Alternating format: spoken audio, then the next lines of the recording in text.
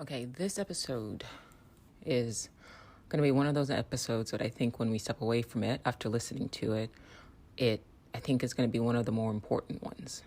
The problem is, where do I start? I guess I'll start by saying this. I actually mentioned to people in the Discord channel that I was going to share my technique to speed listening. So this is what I do, real quick, before we get into what we're going to talk about, which has nothing to do with speed reading. This is just, or speed listening rather. But this is important to help you get information into your mind, upload data into your, hardware, your brain, device, as efficiently as possible. So some people have tried and let me know that they've tried just bumping up the speed and it works for them. And some people have tried but have not really had success with doing so. So I want you to try this method and let me know how it goes. What I've done in the past is when I go to listen, I increase the speed to, for me, 3.5. And I do this with headphones. If you listen to you're going to want to listen to the same, let's say 1 minute for like 3 times. So the first time you listen, it's going to be a 3.5x speed and you want to listen for a full minute. It's going to be difficult.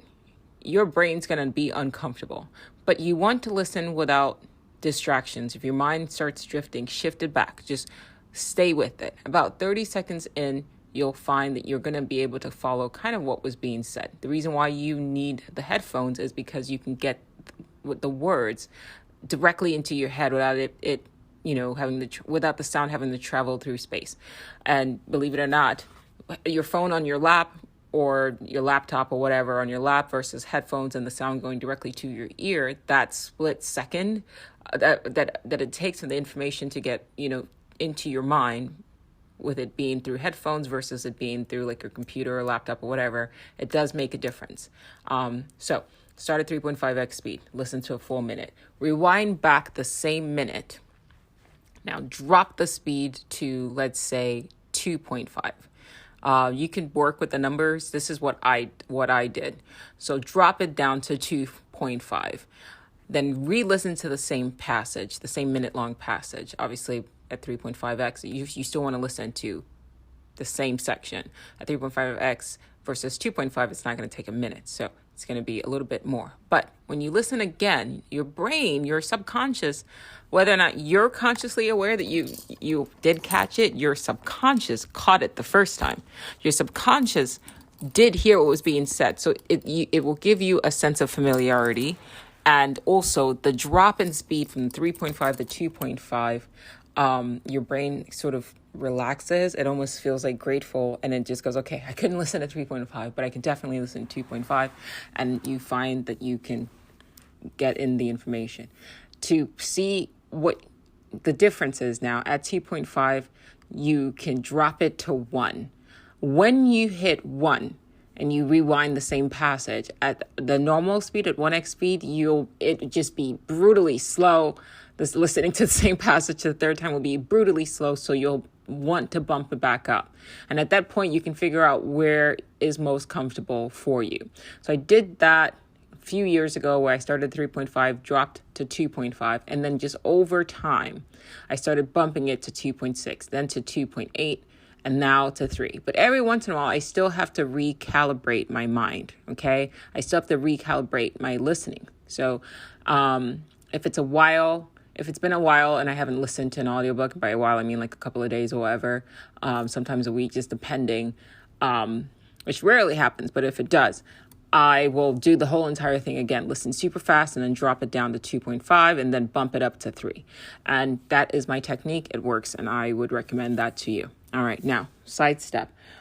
We are going to, for those who are new, where this podcast has gone is essentially I've incorporated the Dark Oracle's Guide to the Dark Oracle's Guide to the Multiverse, which is a separate podcast. It's a 15 episode anthology.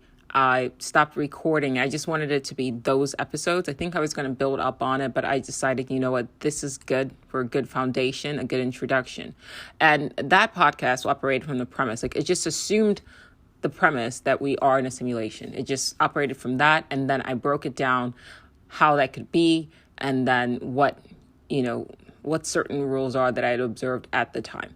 Now, with this podcast, as you guys have probably have grown with me, we are starting to incorporate more and more those sort of elements into this podcast. So more and more I'm not even like at this point wondering if we are in a simulation. I am just launching from that fucking premise, okay? Because I don't really want to waste my time. I've done that, over the years, in earlier episodes where I sort of danced around and said, maybe.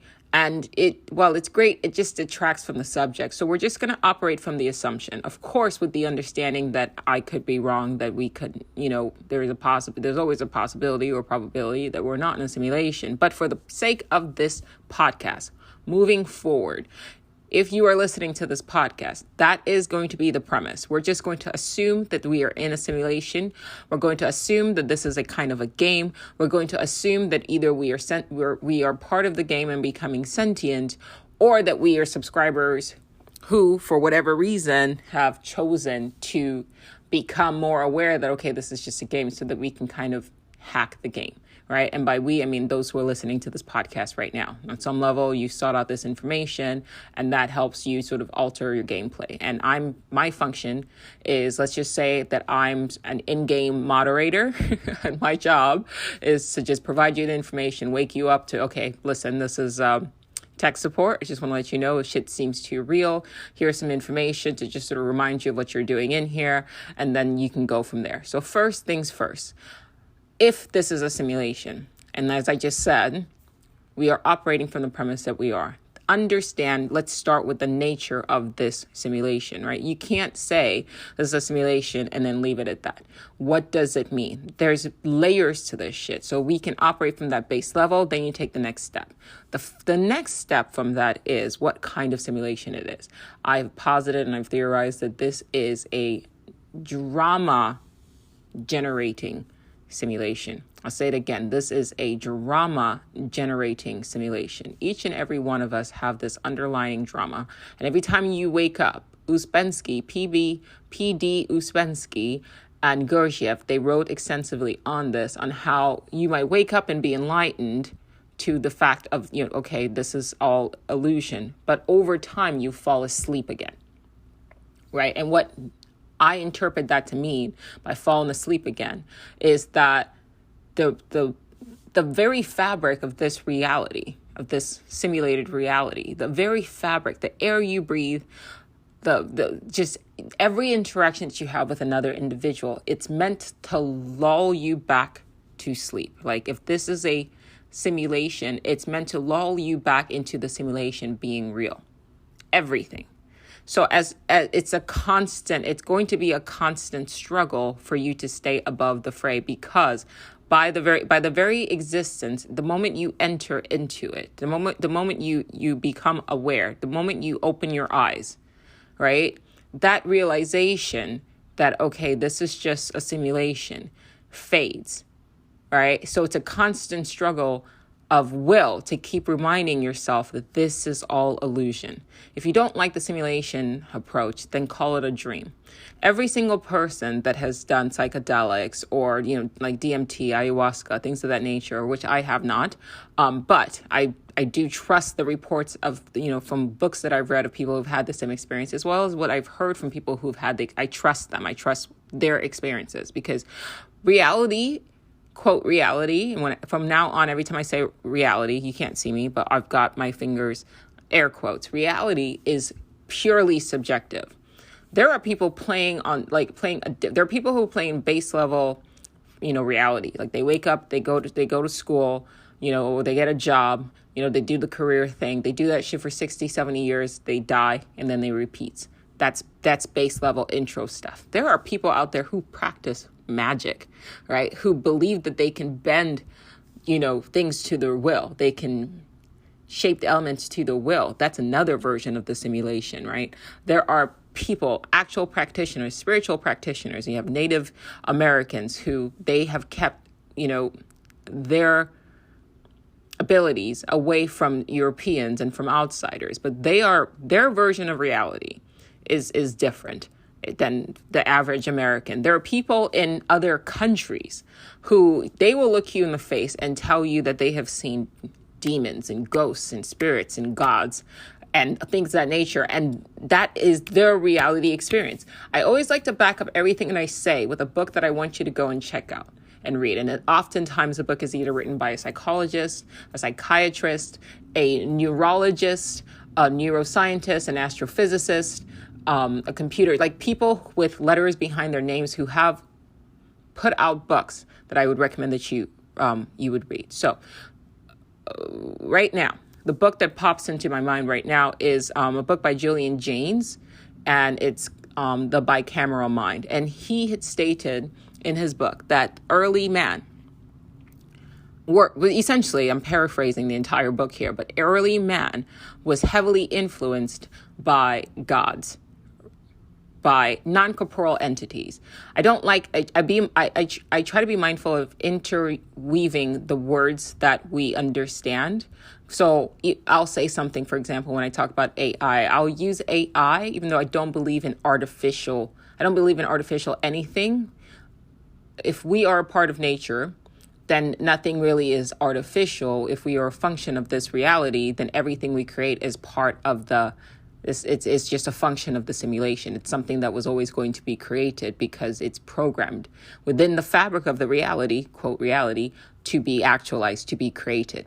Okay, so when I say gods, what I mean is what we would classify as a god. If I had a time machine and I traveled back to the 1400s and I took my phone with me and a fucking like iPad or something like that, and I downloaded movies and shit like that, and I was able to, if I had a gun, right, and I had that level, like that level of technology, and I brought medicine like penicillin and things like that to the past, I would be viewed as a type of god. I'm not a god, right? I'm just a significantly technologically advanced, quote, advanced human being, just like people 400, 500, 1,000, 2,000 years ago. But I would be perceived as a god. And so I'm taking that and I'm saying the same thing. When Julian Jaynes talked about people in the past, like hearing voices and being heavily influenced by, quote, gods, what I imagine is gods are simply nothing more than non-corporeal entities, non-physical entities, essentially human consciousness without human form. I'll say that again, consciousness without human form. There is a quote that I have in my notes that I wrote today, actually, for this particular episode, and it is by Tesla, Nikola Tesla, and he said a few things. If you want to find the secrets of the universe, think in terms of energy, frequency, and vibration. Now, that is one thing that we have. That's one quote of his that we are pretty much familiar with. Now, I want to add another quote. He says, the day science begins to study non-physical phenomena, it will make more progress in 1 decade than in all the previous centuries of its existence.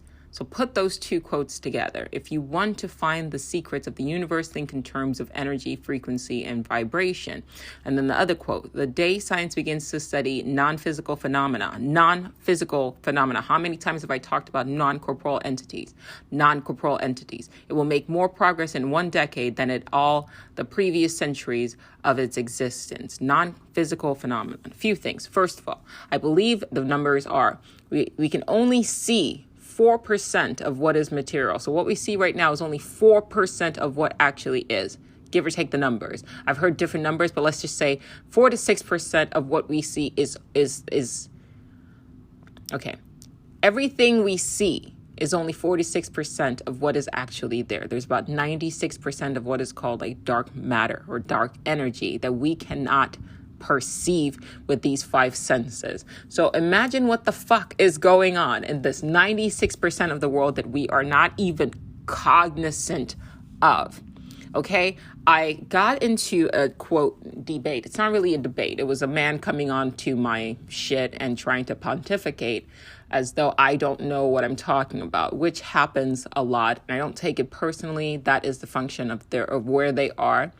And it actually helped me to list books at that particular time for anybody else who came across the comment. Now, this individual was telling me that consciousness is an emergent phenomenon. That's basically him echoing something that he had heard some, quote, intellectual say. But what he doesn't realize is that a lot of, quote, intellectuals are presenting their opinions as theory, first of all. And just because they say something, even to the point of refuting and denying their own consciousness, just because they say something, one, doesn't make it fact. It's a theory. And two, there are others who are also intellectuals or other scientists. I guarantee you, for every one scientist that says consciousness is just an illusion, an emergent phenomenon, they're blah, blah, blah, whatever the fuck, there are several other scientists who are deeply versed in the nature of our reality, who have been observing, right? We have engineers, we have quantum physicists, we have neurobiologists that are saying, I don't think that's quite what's going on here. There's something else. And he was basically saying that I needed to prove that consciousness was not an emergent phenomenon. Then consciousness was not, or that consciousness was real. And I said, I'm a conscious entity, and I'm telling you that I'm conscious. I'm aware, right? So I don't have to prove shit. I'm not the one making an extraordinary claim. You're the one making an extraordinary claim that by stating that you yourself are not conscious. And so extraordinary claims require extraordinary evidence, right? So people who don't believe in consciousness, materialists who don't believe in consciousness, who believe that matter is all there is, even though we have quantum physicists saying that 96% of what is 96% of what is out there, we cannot even perceive, right? So you have scientists on one end straight up saying that there's dark matter, like astrophysicists, we can't even perceive 96% of what is actually out there, right? And then, not to mention, like, there's dark matter, dark energy, all this stuff that we're not even, or string theory, all this stuff we can't even perceive. Like, we could formulate mathematical equations, but there's just 96% of this entire fucking reality that's, like, behind the scenes, or not even behind the scenes. It could be right in front of our fucking face, but because of the bodies that we have, even people like Aldous Huxley saying the same thing, right? We are limited, our doors of perceptions are limited to the 5 senses. I argue 6, but let's just say 5 senses for the sake of this argument. So, or this conversation. You are telling me as a materialist to ignore the fact that there's a blind spot. There's a 96% blind spot in my vision, right? And just say, well, because I can only see this 4%, then that is all that there is. And the fact that I'm able to sit here and say this to you was actually born out of an illusion. My own consciousness is an illusion. Are you okay? That is an extraordinary claim. And so it's not the burden of proof doesn't fall on me to prove that I'm conscious, because I'm fucking conscious. I don't have to prove shit to you. I'm telling you, I'm a conscious entity. I'm aware of where I am. I'm aware of what I'm saying. I'm aware of myself breathing. I'm aware this is not a fucking illusion. You are telling me that it's an illusion, so you prove it. That is an extraordinary claim. Now, you don't hear people saying this. You just hear people accepting the dogma of our modern priests. You have to be mindful and understand that there is a modern priesthood in the Church of Science. And there are, and I'm not the only one saying this.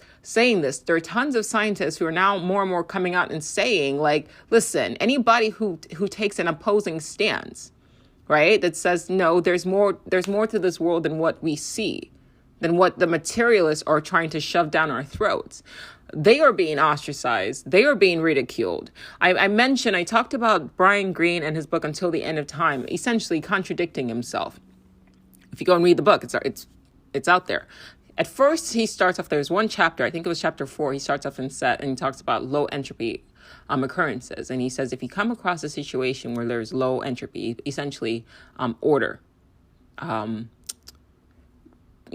seek an answer behind the existence of this, whatever this order, this highly ordered low entropy phenomena beyond mere chance. Then the next chapter, people ask him, well, if that's the case, right? And we are sort of in a state of low entropy now, even though at the beginning of the universe, it was an explosion. Does that mean, right? And there was chaos. Now we're highly ordered. So it sort of reverses the second law of thermodynamics as he defines it, okay? Not me, he, all right? If that's the case, then does this point to an intelligent designer? Now, he never answers the question. He just says some people believe. He said all we can do is make intuitive guesses. He dances it up, or he dresses it up with certain phrases that make you sort of raise your eyebrow, right? He says certain things like, oh, we use techniques such as scientific intuition, and there was a lot of like wordiness that he uses to basically say, we don't really know, but if I had to guess, there was something that triggered the beginning of the Big Bang, and it may have happened by chance. It probably was a statistical fluke. He doesn't take ownership of that belief. He just says some scientists believe that it was a statistical fluke that triggered a low entropy occurrence in a small section of space that then brought about the Big Bang that then led to where we are now, which is still a non-answer or whatever. But then the very next chapter, he follows up and he then says, he starts talking about DNA and protein. And he says, if you even take just the simplest of protein, the way it's, the amino acids or whatever are sort of built, the fact that you cannot say that happened by chance. And he routinely uses words like DNA being like software, DNA being like instructions, right? So he's using words and he's saying it's not happening by chance, but he can't outright say, I believe that this world is a construction, right? He can only say, like he's being political. And that's a problem because we have a lot of he can only say like, in between the lines, that I don't think this happened by chance. However, the common ideology right now by the dogmatic scientists who style themselves as skeptics, they're saying that okay, this all happened by chance. But he's sandwiching it, where one chapter he says, don't accept chance as an explanation. Don't accept statistical fluke as an explanation when you see order. Right? And then in the middle, he says, well, some scientists say this is, and I think that may be what's going on, that perhaps, there was coincidence, all of that. In the middle, he's saying that, yeah, that could have been what triggered all of this. I'm not prepared to say that this was intelligent design. And then the very next chapter after that, he says, well, even looking at the structure of DNA, the way a simple protein is lined up, the structure of it, the amino acids or whatever, the way that they are configured, it cannot happen by chance. Right? So I take all of that to mean that he, at his core, at his heart, maybe behind closed doors and the privacy of his own space, he's starting to think that there's an intelligent designer. But because he's concerned that people are going to take that shit and run with it and attribute it then to the Abrahamic God, he can't say that, or he won't say that. Now, my thing is, there can be intelligent designers. We can be in a simulation without it being the Abrahamic God, Jehovah, or, Yahweh, right? And I pronounce Jehovah that way because J did not exist as a letter when the book was written. But anyway, they are mutually exclusive. And that's what people have a hard time understanding. And I think more and more people need to start saying that. Like, just because this world shows element of an intelligence acting upon, and I don't think it's one. I think it's different. I think unless it's one overarching super intelligence, right? But then I also think that there was a monitoring, like, virtual machine, like behind the virtual machine, there's another AI that's sort of like running the show, so to speak. Either way, it's not one thing. I think that it's either a bunch of programmers outside of the simulation that created this world, but it's not one God. And it's definitely does not mean that it's the God in the Bible or in the Torah or in whatever other religious book, right? The two are mutually exclusive. Like, you can think that this world was designed based on what you fucking see and what everything is screaming out to you. You see math everywhere. Math is everywhere. I I had this conversation with a friend yesterday. We're standing outside. I turned and looked, and there was a beautiful fractal of like a cactus, and everything was perfectly symmetrical. And I'm like, look at that. That is ordered. That does not happen by chance. If you walk into my studio and you see paintings everywhere and you ask me, did you paint this? My response is that high probability. Yes, I fucking painted this. Yes. Is there, given enough time, right? This is what we're told to believe, that given enough time, because of the nature of this reality, right? Statistical flukes can occur, and those paintings could just emerge out of nowhere, uncreated. There's a 0.0000001% chance of that happening, but it's more likely that it was created and I fucking painted them, right? Hello? If I responded that actually all of this happened by chance, given enough time, this improbable thing of this just essentially springing into existence, even though we don't see any evidence of things just randomly springing into existence out of the blue again, ever, right? So could that happen? Yes. Nothing is impossible. Nothing is certainly improbable. Could a fucking car spring out of existence? Sure. Why not, right? That's what we're told. But it's more probable, and we're living in a causalistic, highly probable reality, right? For the most part, what is most probable will occur, right?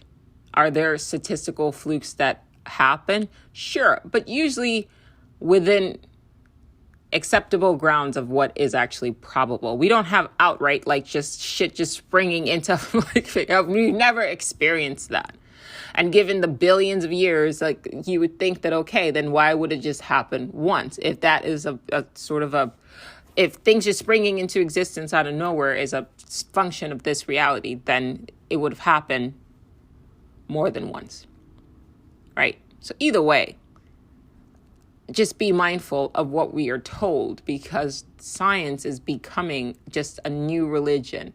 And there are priests of the scientific dogma that want you to believe. They want you to discount the 96% of what we cannot see and focus only on the 4% where they reign, because they are materialists, and that's where their powers sort of are derived. And they, like I ended the last episode, towards I think the last 5 minutes of last week's episode, what I said was, you cannot call yourself a scientist.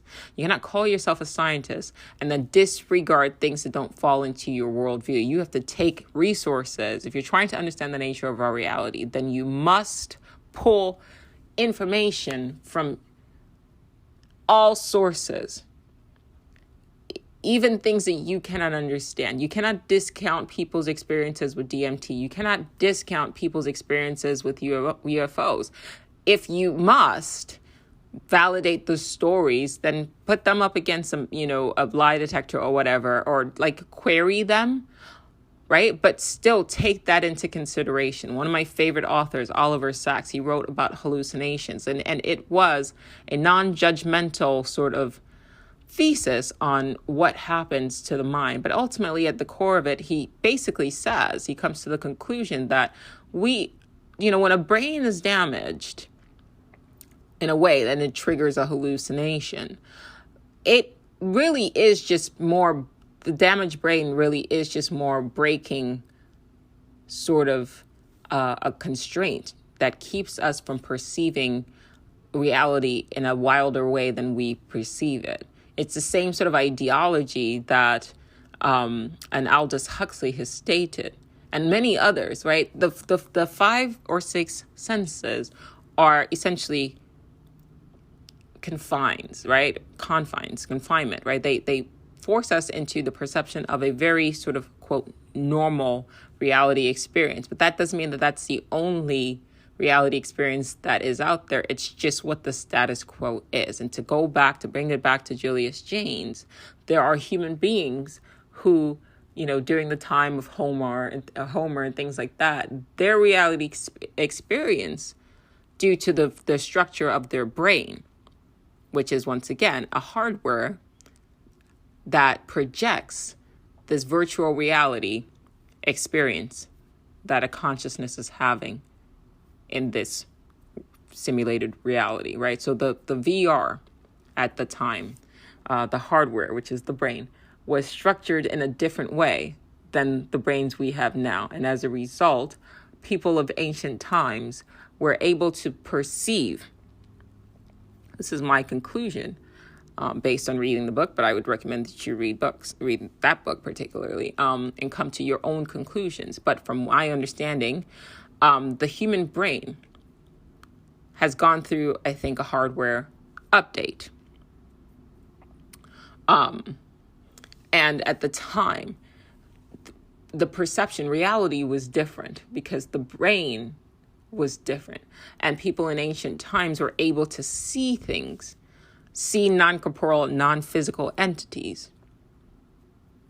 And I think that certain drugs alter the brain's chemistry to allow for that primary sort of function that the ancients experienced to occur now in the present. It's like a bit of a hack.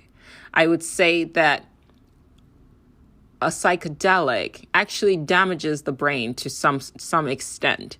But by damaging those senses, it allows for you to perceive a different function, a different aspect of reality that is there, but is in that 96% that we don't see. Okay, so this is one of those episodes, like I said, that I'm going to fucking listen to.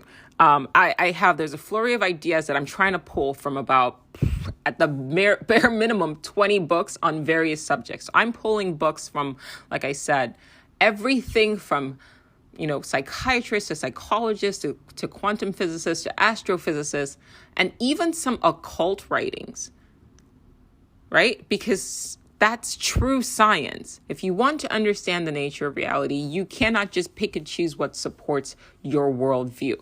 Like the book I picked up on magick, it kind of scared me a little bit, if we're being completely honest, to read. But I'm glad that I read it, just because I could pull information, data from the book written by people who practice magic. Because bear in mind, even the modern religions that we this is going to be a good episode, guys. Even the modern religion, like Christianity, if you take a stranger's view on the practices of Christianity, understand that religion was constructed during times when people did not have technology, nor did they believe in technology. These were mystics.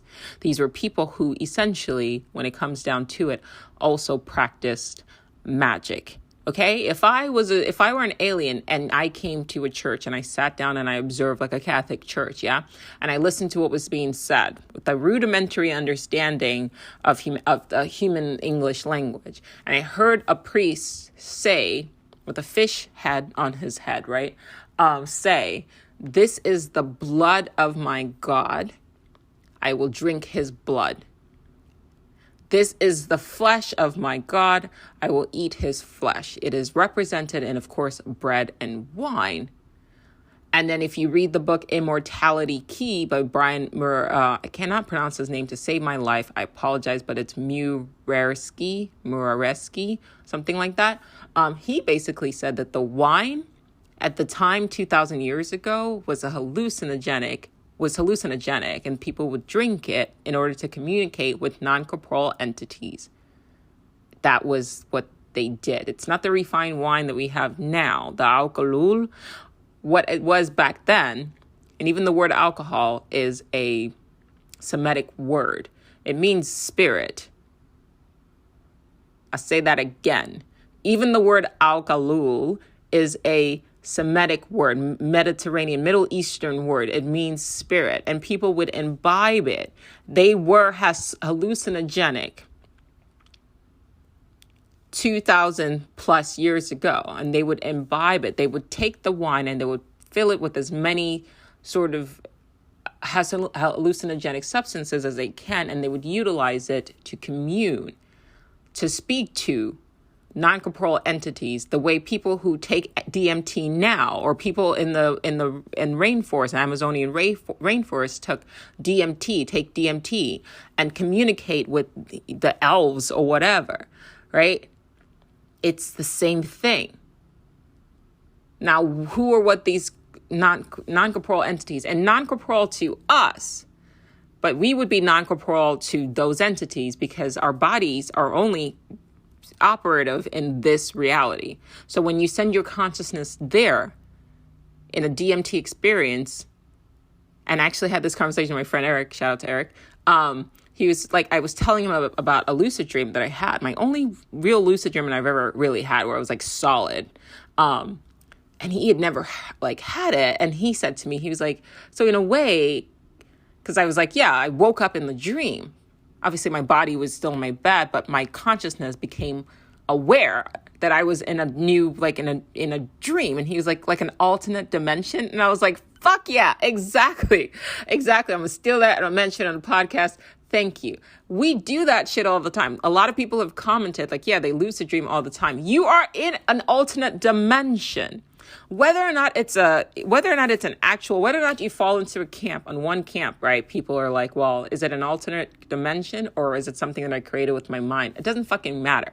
At the end of the day, even if you created it in your mind, it is real now. How many things do you look around? Look around right now. A phone was something that existed in somebody's mind at first and then became actualized. That is the power of your mind. That is the power of your mind. That is the power of your mind. It actualizes things. That is the power of consciousness. It actualizes things, not your mind. Consciousness, most importantly, actualizes things. Mind is just a software. Brain is the hardware. Consciousness is the player, and it actualizes things. There's nothing in this existence that didn't exist first in the mind of a person's consciousness. Okay? Now, I want you to look up things like thought forms. These are actual things. Go on Google, type in thought, THOUGHT, form, FORM. Altogether one word. There are people in occults that believe that you can actualize conscious entities with your mind alone. Not even that they believe, they ritually create these entities and bring them into our reality and then imbue them with their own energy to allow these thought forms to affect change in the material world. Loop that last sentence 3 times so you can hear what I said. Okay, let that shit sink in. So there are thought forms. There are egregores. Another word, EGREGORES. Now, an egregore is a collective thought form. You get enough people together, and if they believe in the same thing, they can actualize. I prefer the word actualize to manifest. I don't like the word manifest because manifest is an ego-bound word, I believe, and it means that you're trying to bend reality to your will. Reality itself cannot be bent to your will. All probable realities exist right now. However high or low the probability of existence, they exist right now, right? Awaiting actualization by your consciousness, which is where we're going. So an egregore is a collective thought form. Google it. These are things. In the book of occultism or magic that I was reading, the author mentions something called like servitudes or something like that. There is basically, once again, you can create a thought form and then have it essentially serve you. I forget the word that he used. I think I wrote it down. If I didn't, hold on, let me check my notes. I don't think I wrote it down. I will give you the title of the book towards the end. I don't want to do anything to like get off track here. But he does mention it. Let me see if I wrote it down in my notes. I had to write all this shit down. Normally I just sit and record. But I didn't want to like forget anything because I knew that this episode was going to be it's going to be a doozy. Yeah. So we really want to make sure that we got everything going. So, but yeah, so these are things. So even if on one level, when you lucid dream, you are actually going to an alternate dimension, and there are people who have written books on lucid dreaming that legit. I don't lucid dream. So I wish I could. And I think going forward, I took a step back from lucid dreaming because I thought that I wanted more to just kind of watch my dreams and see what they tell me.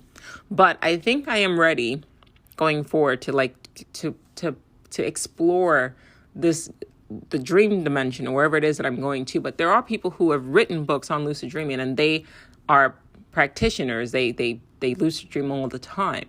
And they have said, yeah, there are entities that are their own entities. They are their own consciousness. They are non-corporeal, non-physical entities. Remember the words of Tesla. There are non-physical entities that exist in this dimension, or at least non-physical to us, right? Bearing in mind that we are viewing things from our sort of skewed perception, our egocentric perception. Like, they could be physical there, but because we are travelers, right, most of the time incapable of seeing ourselves, we call them non-physical, but they could just very well be physical in that dimension. And they have gone up to these entities and they've talked to them and they have gotten knowledge. They've garnered knowledge that they did not have access to.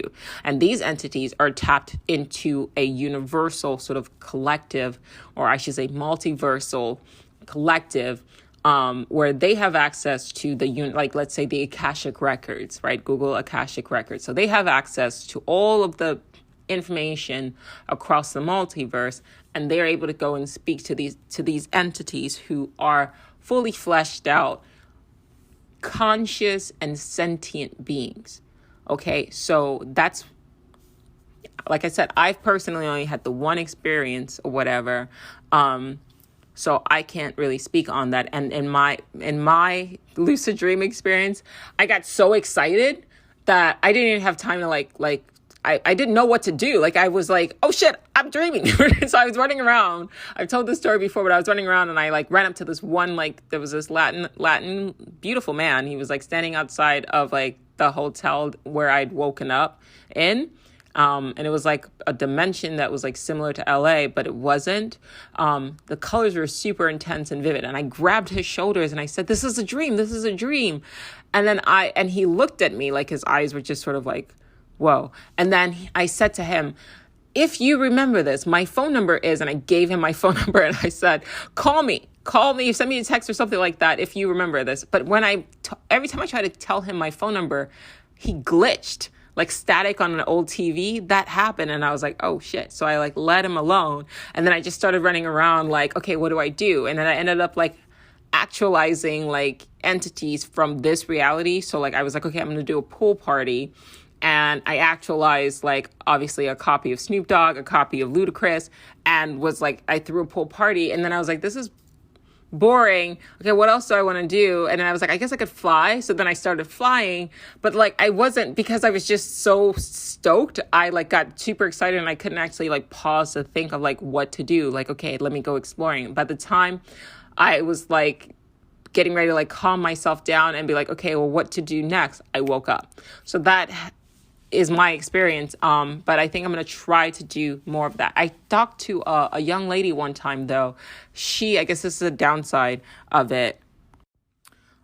She had become so proficient in lucid dreaming that she was almost this living world was not even was nothing to her, was less real to her than her lucid dreams. So what basically ended up happening was during the waking life, she would eat, take a shower, do the work that she needed to do, and then sort of interact with friends or whatever, and then just look forward. She lived to sleep because in her lucid dreams, she could actualize anything she wanted at an instant. Whereas in this reality, obviously you have to work. We're not living in a simulation. Once again, every time I say reality, I'm putting in quotes, right? In this simulation, it's not an instantaneous dimension. It's not a dimension where you can actualize whatever you want instantaneously. Part of the laws that are written into the fabric of the simulation is that it's a base level. You need time.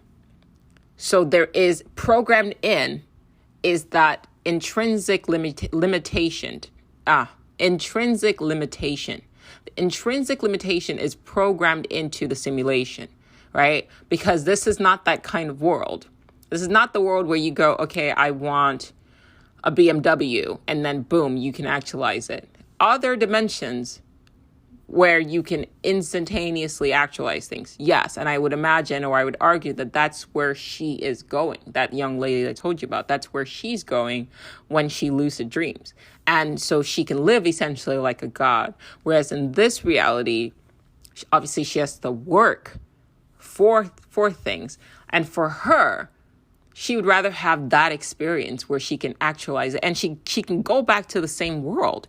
Every night she goes back to the same world. So in a way, I think of like people who, for example, play World of Warcraft. And these people, I think, like they get so like that dimension in, that world is their reality now. Their avatar is their reality now. They get up, they obviously shower, eat, do whatever they need to do to sustain their bodies. But then for the most part, they are living in that dimension. And I wonder if as below, so above, right? I wonder if the same thing isn't happening here. And I almost kind of wonder if the world, the dimension that this young lady keeps kind of toggling into in lucid dreaming, if she hasn't sort of tapped into like the quote real world where you can actualize anything that you want, anything that you desire with the power of thought. And essentially that world is maybe unsatisfying for us in a way. And so that's why we're here. But for some reason, she's toggling between the two. I don't know. Another argument is that she's just in that dimension, but that dimension that she's in is a copy, right? Just like when I had my lucid dream, I sort of brought in copies of Ludacris and I don't even know why, but of Ludacris and Snoop Dogg, and like I had a pool party. It was like a dope pool party, but it wasn't actually them. I was actualizing a copy of them. Maybe in her mind, she's actualizing a copy of the world outside of this one, the world when people report during near-death experiences that they say that world is more real than this one. Maybe that one is what she's making a copy of, where instantaneously you can actualize whatever you want. Remember I said in the last episode, this is a simulation. We need to really sit with what that means. If this is a simulation, then what sort of entities would create this world that simulates struggle? Par none. There's nothing I don't care if you're Harry motherfucking Potter, okay? There's nothing you can do in this reality where it does not require some exertion of energy beyond mere thought. And this is why I think a lot of people get sort of like bogged down. Let me finish my thought. There's nothing in this world that doesn't require some exertion of energy, some sacrifice of time, but mostly energy in order to actualize what you want. That is just it.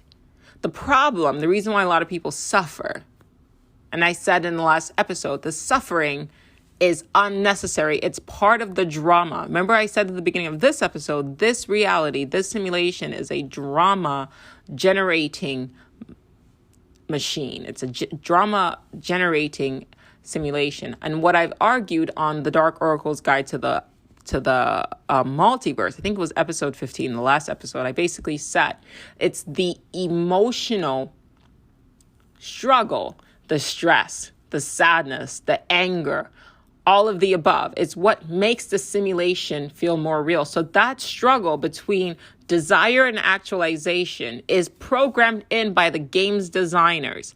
I'll say it 3 times so it sinks in. The struggle between actualization and desire, between desire and actualization, that struggle in between is intentionally programmed in by the game's designer. They put that in there. It is a function of the reality because the nature of this reality is to not have what you want instantaneously. On another episode of this podcast, I had put out an episode saying, is this world another world's version of heaven? It's a weird thought experiment if you think about it, considering everything that's going on. But you have to remove yourself from an egocentric perspective and not view things as a, quote, human being or consciousness having a human experience. And you have to look at things as essentially what would be godlike beings and how or why would they have created this world. And the way they would have created this world, why they would have created this world, because in that world, everything can be actualized. They are sufficiently evolved now. We're heading there, where they are able to, depending on what the world is, right? Whether it's by magic or what we call magic, but it's literally just the bending the fabric of space-time. That's it. Like, just it's essentially there's a quote, I forget, I think author or somebody who said that, and I'm paraphrasing here because I don't remember the exact quote, but he said something to the effect of, at a certain point, you would not be able to determine science, or to separate science from technology. I think it's something like any sufficiently, let's see here, any sufficient, there it goes. Any sufficiently advanced technology is indistinguishable from magic. This author, C. Clarke. See, my memory is pretty good. Okay. But he said that. So I want you to bear that in mind, that there is a toggle. Because, for example, so a quote in one of the books that I'm reading on magic, he basically says, he quotes American Gods, and he says, to quote American Gods, the author of American Gods, he said that America is a tough place for gods. And the reason why is because there's no belief, right? So in other words, people believe in gods, and these gods, these non-corporeal entities, these non-physical entities, that's what we're talking about, right? There's no magic in the sense of like superstition. It's just a word. Magic is just a word to describe a phenomenon, right? Magic is just a word to describe the science of essentially bending reality to your will. That's it. Or the way I like to put it is actualizing certain reality experiences, but it's all pre-programmed in. Okay? So there's not really magic. Like I said, if I went back in time, right? And I said that, here's my iPhone or whatever, and look what I can do. I can project images on my glass. People would be like, oh, wow, she's like scrying into like another world. So they would interpret it as magic, but it's just technology. Or I should say technology is a type of magic. So I don't want to negate one over the other. I'm just saying these are just words and opposing viewpoints that explain the same thing, right? Which is the mind's ability to actualize certain reality experiences, and most importantly, to bring forth the mind's creation into the simulation. That's it. Remind that 3 times. That's what it is. Technology, bring forth the mind's creation into this reality. That's it. Right? So, it is important to pull information from as many sources as you want, including sources that might be a bit weird to you. Because at the end of the day, if we are to understand the nature of our reality, then you need to take in as much data as possible. You can't just feed in the data that you feel comfortable with, right? And so what I'm saying is, what I said in that other episode, is this world another world's heaven? Well, if you are a godlike entity, right? A consciousness capable of actualizing things at an instant, right? And all of the Eastern religions are all saying the same thing. We are fractals of a god. Well, fractals of a god is like a hologram. Pieces of a hologram still are a hologram, right? I mention The Holographic Universe by Michael Talbot as often as I can. Check it out. But it's the same thing, though. Pieces of a hologram still have contained within it the overall information that is stored in the larger hologram. Fractals of a hologram still contain the image that the whole hologram holds. Okay? So if we are fractals of God, or if we're fractals of a super intelligence, right? Just words. Okay? But you see how each word has a different connotation, but ultimately it's explaining the same thing. Like magic and technology, it's explaining the same thing. So if we're all fractals, I don't know why I keep leaning left. If we're all fractals of a super intelligence, then we are capable of whatever it is that you would say a super intelligence is capable of. It's just that within this reality, within this dimension, it is part of the program, the function of the program that you will not have. You will not, I promise you, unless there is a probability where it's a statistical fluke. Yes, there is there are reality experiences where you desire something, and then as soon as you desire it, you get it without any exertion of energy, of time, right? Of force, right? Of will. Could that occur? So is there a probable reality where that happens? Yes, but it would be boom. Like it would still be within sort of the constraints of the program, unless you could figure out a way to sort of hack it, right? Which is beyond my level of understanding. I'm not a hacker. I'm just here to provide the information. That's it. I am an oracle, right? If we are in a simulation, right, I am the oracle, right? If this is the Matrix, my job is just to be the oracle, which is to provide you information. That's it. I'm not a hacker. Okay. Are there hackers out there? Yes. I more than likely, if you can imagine them, right? As below, so above. If you can imagine somebody able to hack a simulation, then yeah, they probably exist. I just happen to not be capable of that at this moment in space-time, or I should say in this avatar. But it is probable, right? So for the most part, for the 99% of the time, or for the highest probable reality experience, right? More than likely, you have a desire for something. Expect the bullshit in between. You have a desire for something, expect the bullshit in between. I don't know how many times I have to, because it seems so fucking simple. But if you can just grasp this, then your entire life experience, you can remove suffering from it if you can just grasp it. Because the majority of our suffering comes from we have a desire for something, and the space between having a desire from something and attaining it, that's where the fucking bullshit comes. That's where the emotional struggle comes. But it's a design, it's a function of the game for that stuff in the middle to cause you suffering, because it's dual. That emotional suffering is what makes the game feel more real. It's like a nightmare. If I have a nightmare where I experience fear or anger, I'm going to wake up, I'm going to remember that fucking dream, because it's going to make it feel real. Because what did Tesla say? Energy, frequency, non-corporeal. Non-physical, I guess, is what he said. The day science begins to study non-physical phenomenon, it will make more progress in 1 decade than it has previous centuries of its existence. If you want to know the secrets of the universe, think in terms of energy, frequency, and vibration. Okay?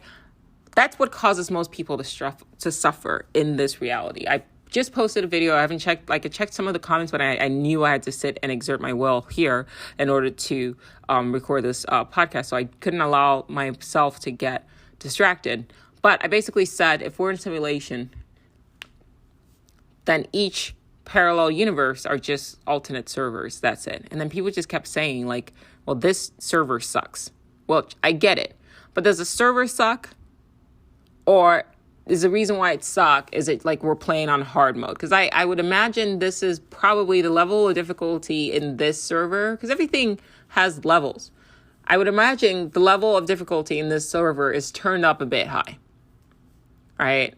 Because part of what it means to exist in the server is that we're constantly forgetting that it's in a simulation. Are there parallel universes? Are there other servers where on some level, the players know that it's just a simulation? And yes, there is, while there might be space between, desire and outcome, they are aware of it and then they can coast through. Yes, I would imagine so. But for some reason, you decided to upload your consciousness into a more difficult server, right? So here it is. And like I said, my job as tech support is to remind you, because as it gets a bit difficult, is to remind you, one, it is a simulation. Two, the emotional bullshit is what makes the gameplay feel more real. And three, there is always going to be space, because part of this simulation is that this is not a magical in the sense of like an instantaneous thing, right? This is not a Harry Potter universe where you think Wingardium Leviosa and then instantaneous, right? There's shit. There's always going to be shit. It's programmed into the game. There's always going to be shit between desire and actualization. Now, I'm here to teach you. It's going to take time. I always talked about free will being an illusion. But then I've also said, but there is a space for you to exert a limited free will over the game. So I'm going to delve into this right now. I set all of that up as a background. I want you to accept that. And then from that point on, we start moving into how can we change your gameplay experience. The first step is if you could start operating. Oh, interesting. My screen blacked out for some reason. But the first part of the game is that if you could start operating from the premise, that, okay, we're in a simulation, check 1. 2, this is not an instantaneous simulation. You are not going to be able to actualize what you think in your head immediately. There has to be an exertion of energy. That is just the fabric of the game. 3, that you will constantly keep forgetting. Every time you engage emotionally, anytime you exert emotional energy, anytime you vibrate beyond a particular level, it lulls you back into sleep. It lulls you back into sort of the underlying gameplay. So it's going to require, in order for you to exercise some modicum of free will towards the actualization of a reality experience, a lower probability reality experience that exists right now, but it exists only as a probability. Now, what you're trying to do, right, is to shift. The way I put it is you're shifting from story mode to free play mode, right? On story mode, there is, I said something to the effect of the narrative takes over. In the book that I read on magick, the author basically says something to the effect that, I hate when I write stuff down and I can't find when I write it. He basically said, and what I've been saying, which is that the reality itself has its own storyline. That's not what he said, but that's basically what I'm saying. I'm sure I'm going to start reading from my notes pretty soon here, and I'm sure it'll pop up. But he basically says that there is its own storyline, which is a synchronistic revelation to what I've been saying, that, sometimes the narrative takes over. Okay, so what we're trying to do here is hold your fingers up, hold your hand up in the sign that you've seen like the Buddha do, where his hands are not palm up, but the older Indian statues of the Buddha. I actually just saw this at the museum. I went to the art museum this weekend and I saw a statue, like an old statue of a Indian Buddha, a Hindustani Buddha rather. And he had his hand out, right? Now hold it out. Hold your palm out right now. And I want you to look at how all of your fingers are unequal. Now look at the middle finger. The middle finger is a timeline that you're in right now. That middle finger is the highest probable timeline that you're in right now. Okay? Now, if you turn it around and you look at the different sort of lines, you'll see, even though there's big deep lines and then there's just tiny sort of faint lines, those are more or less like obstacles, and they're meant to deepen. They're deep grooves, and they're meant to deepen your attachment to the simulation. Okay? Now flip your hand back again and look at the back of your hand, but hold your hand out. You see all of these other fingers? Now this is just coming to me. When you look at the statue of Hindu gods, you see how they have multiple hands? Now we have been told that those multiple hands mean that these gods are capable of more than one, of many things. But I want you to take that mindset, and I'm going to give you a different interpretation. If you hold your fingers out, and now imagine yourself as a Hindu god with multiple arms. Each arm is a parallel universe, right? And then each finger represents probable realities. Now, the one finger that's the highest finger, that is the one that you're in right now. All right, so you got one arm and you've got one middle finger. Now, imagine multiple fingers. All of these fingers are pre-existing, pre-programmed, probable realities in which you are now attempting to shift your consciousness from. So your pinky would be a reality experience with a lower probability. Okay, and then your thumb is a reality experience with a different probability. But you see how each finger is a different length. You want in your mind to remind yourself that each finger essentially is the length of each finger is a visual representation of a probable reality experience, the probability of a reality experience that you are trying to actualize. For most people are on that middle path, right? That is the underlining narrative of the story. That is, your pre-programmed story. If you tend to have like deja vu a lot, if you keep meeting people where the moment you meet them, you look at their faces feel familiar, even though you've never met them before, more than likely you have replayed this same storyline of your life over and over and over again. So that's why everything feels familiar. You're also more than likely going to be more conscious, right? Because if you repeat the same dream over and over again, eventually you start to realize, wait, I've dreamt this before. Now, what I'm here to tell you is how to shift. Now, I'm going to ask you naysayers, some naysayers, it just popped into my mind, to suspend disbeliefs and just hear what I'm saying. You don't have to accept everything I'm saying, just take the information, okay? All right, I just feel like I had to say that. So what you're trying to do now is how do you shift from the middle finger, which is the highest probable reality that you are on, to, let's say you want to go to the pinky, or you want to go to the index finger, or you like the life you have, but you maybe just want to do the ring finger, where something's just slightly different, right? They all exist, just like all of the fingers on your palm right now. You don't have to manifest a thumb. You don't have to manifest a pinky. Your timeline, your lifeline, all exists right now. You're just on what's the most probable one. And now, think of that as having its own frequency, its own current, if you will. Okay? That is energy, that is force. I'm moving my phone around. That is energy, that is force. Right? So what you're trying to do is essentially swim against the force of probability. What you're trying to do is swim against the force of probability.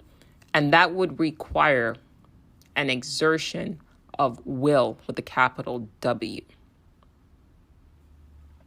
Okay? First things first, to actualization. You have to articulate your desire. What is it that you desire? I've said before, desire and outcome are linked, but I've also said, if you have a desire for something, why do you have that desire at any point in time and I don't? The desire is an in-game prompt. Now, before I have said, allow yourself to observe the desire, and then with the understanding, know that because you've had a desire for something, more than likely you are going to achieve that outcome. There's a high probability, middle finger, high probability that you are going to achieve the outcome that you desire. But bear in mind that if this is a pre-established game, then your avatar, right, will achieve what you have a desire for, but then understand that you're basically just looping the same thing.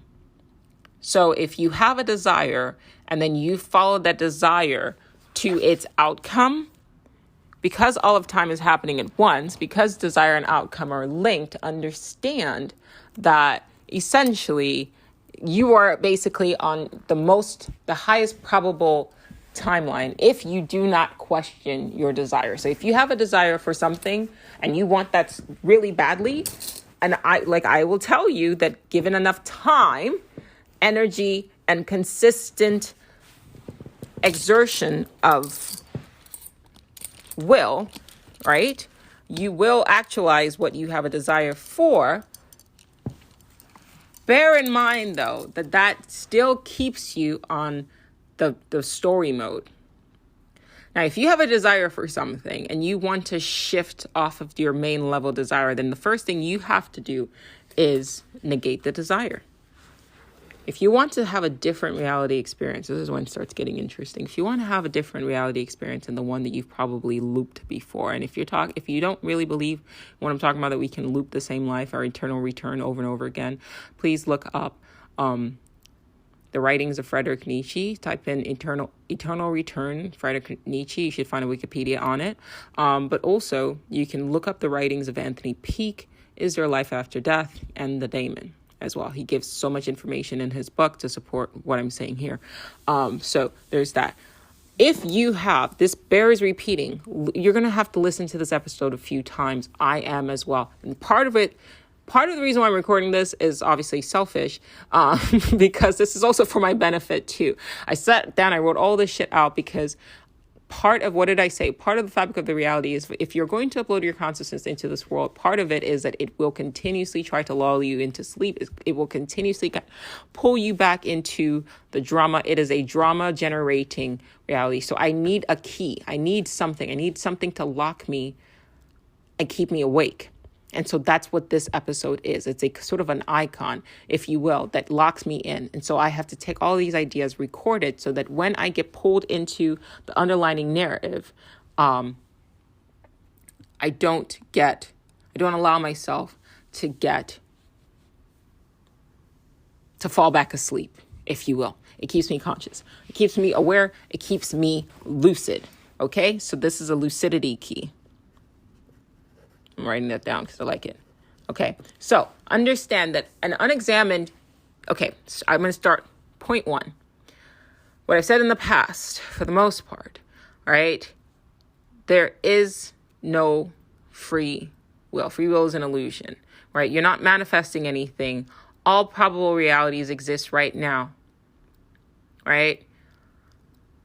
To be actualized, but you're not creating the reality. They're pre-programmed in. The analogy that I've used in the past is the choose your own destiny sort of reality. Like one of those like choose your own destiny books that we grew up with. But imagine that, but in real, like in this world, in real time, right? Now on the Discord channel, a subscriber, I don't remember her name or his name, Widow Cupcake. So I'm going to guess it's, their name. Thank you for that. But she mentioned to me in our Discord channel that Netflix is actually starting to do that now with children's shows, where they have a bunch of different storylines pre-programmed into the game, and then they allow the children to choose. So remember, I keep saying that that's the next step, because after that, then it's going to be full immersion and then suspension of disbelief. So not only are you like now having various choices, various outcomes,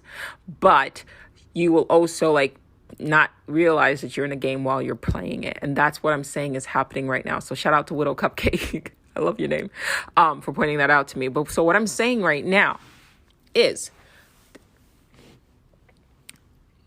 if you have a desire for something and then you then seek to actualize it, there's no exertion of will there, right? Because you did not control the desire in the first place. Your avatar received, the way I'll put it, to use game analogy, is you're on a quest, right? You didn't control the quest. The desire is a quest. The desire is a quest.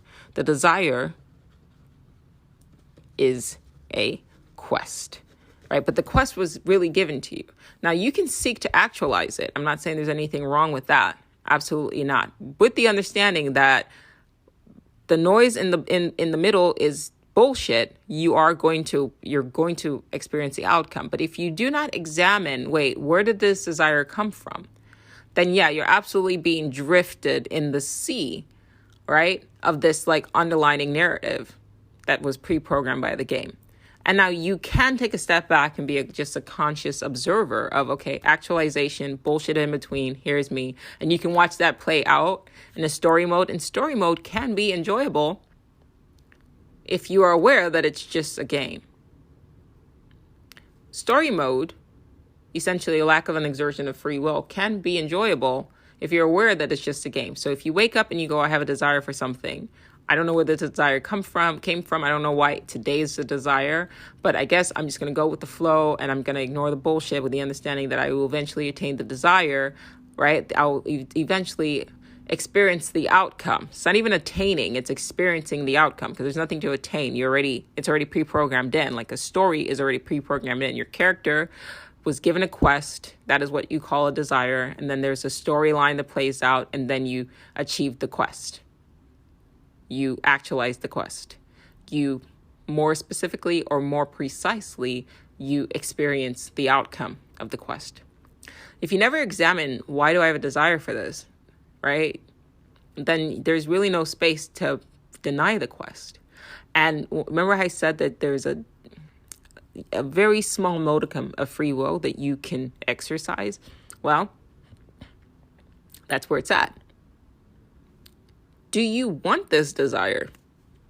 Nobody really questions that. Nobody really asks, well, do I want this desire? I have a desire to be rich, right? Not I just mean like in general. I mean, I do, like, of course. But let's just say this person, this avatar, has a desire to be rich. Why? Where did that desire come from? Well, that's an end game prompt. Okay, I can sit here and I can tell you that from point A to point B, right? Part of your game is there's going to be a struggle, and whoever it is observing your gameplay is going to say, okay, like I'm gonna watch this person, this character, this avatar, right, achieve their play, and so that to me is entertaining, right? As in whoever's controlling your avatar or whatever. But when you start to exercise free will, where you can exercise free will is you start by questioning the desire, which I don't hear people talk about at all. All they do is tell you that you can get what you want. But if you're trying to shift from middle finger probable reality, which is the most probable reality experience, that's why it's the highest finger, because it's the highest percentage, right? That comes with the prompts, right? The desire as prompts, or the prompts as desire, but it also comes with the outcome, which is programmed in. It's a longer road, right?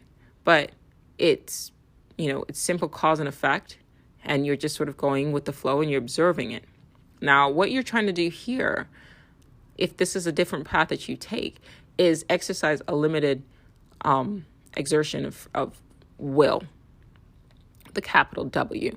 You're trying to move to the index finger or even to the pinky finger, right? Which is, okay, I know where this path is, but what do I desire that didn't just come like unprovoked? Question your desires.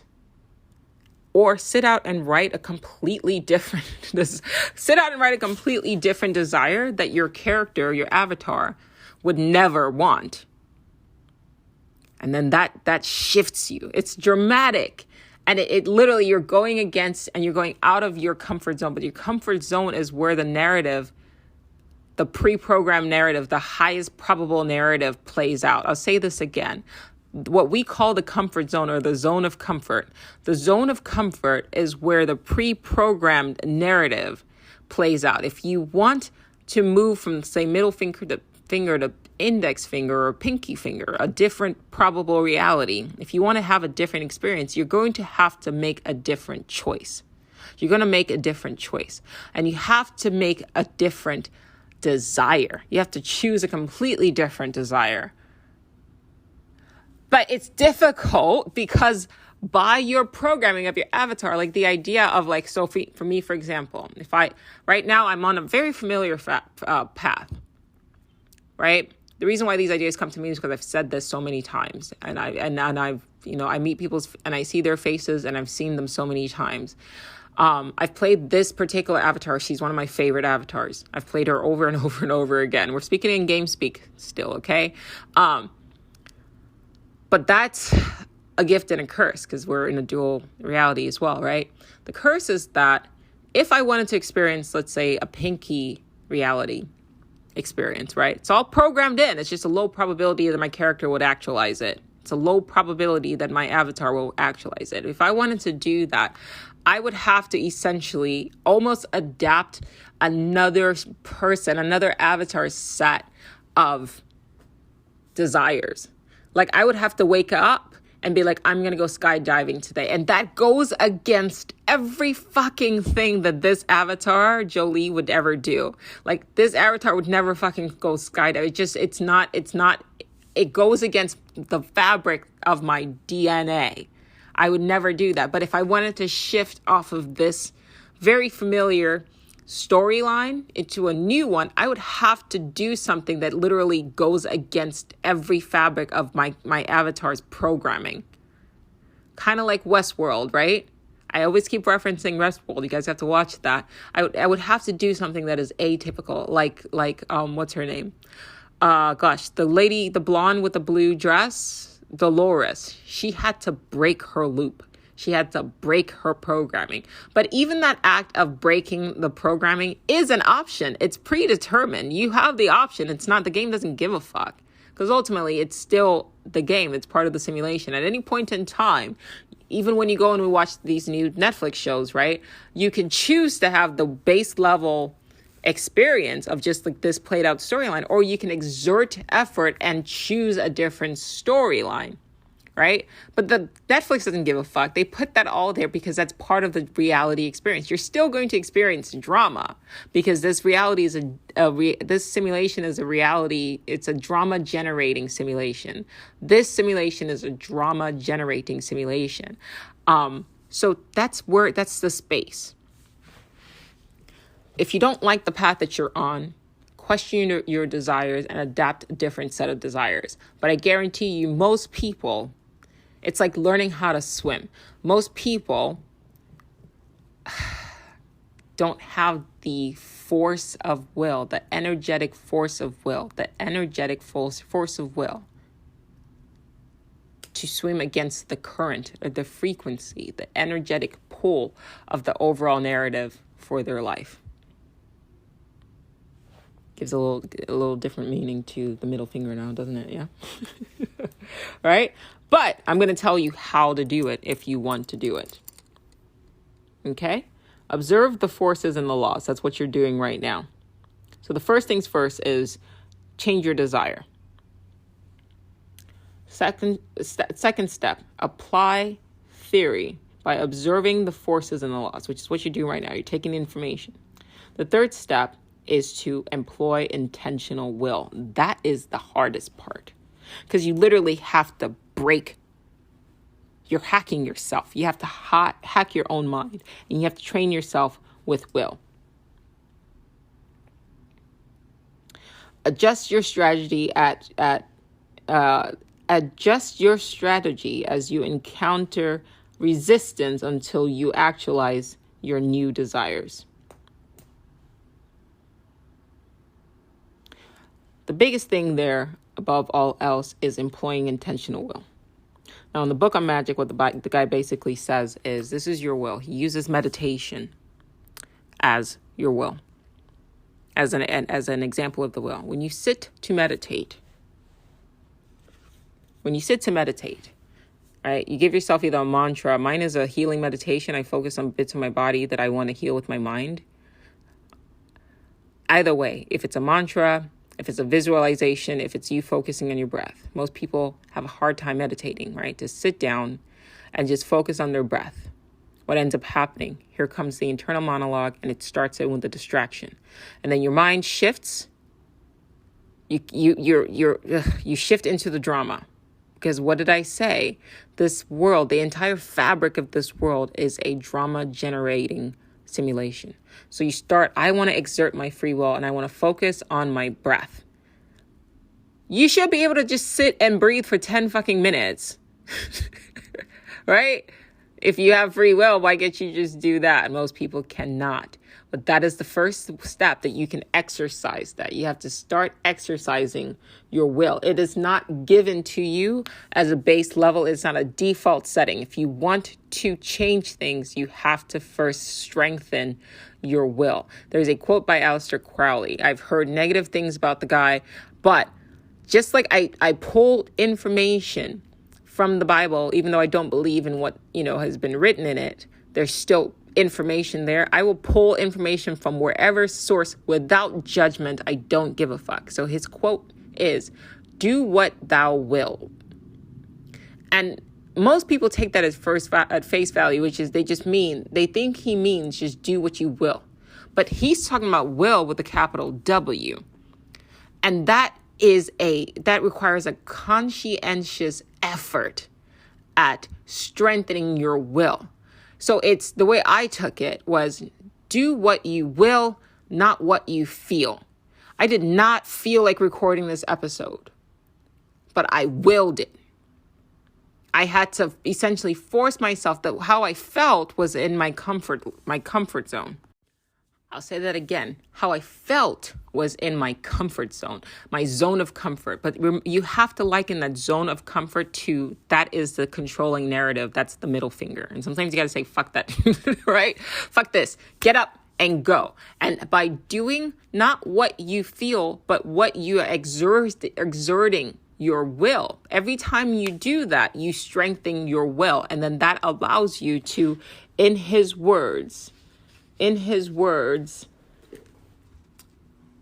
perform magic. And he said, magic is the science and art of causing change according to and in conformity to your will. Okay, so do with that information what you will. This is a judgment-free zone, and I'm going to give you information where the fuck I get it from. I don't care. Okay, so that's where we are. So I'm taking that information and I'm going to lean into it. So I did not feel like it, but you have to be understanding that how you feel, that's part of your avatar. You're essentially struggling to shift your avatar. Your avatar your avatar is designed to keep you on that middle finger, the highest probable path for your avatar's experience. That is the function. It's built in your DNA. It's built in the code of your avatar. It is built to keep you on the highest probable path.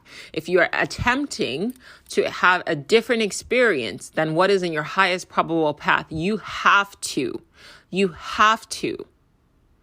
go outside of the zone of comfort by learning to exert your will, to exercise your will. So that's when it goes back to meditation. Meditation is not only a focus experiment, it is also an exercise in controlling your will, to essentially your consciousness harnessing the control of your avatar's mind. That takes practice. This is going to be a long episode, but it's going to be fucking deep. And I needed to say, I'm not concerned about if you guys can sit and listen to Rogan for 3-4 hours, you can listen to this. Okay.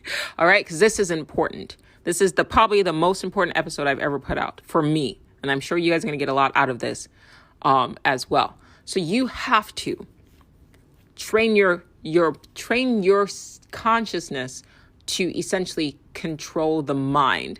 The moment you can do that, when you can master the mind, once you can master the mind,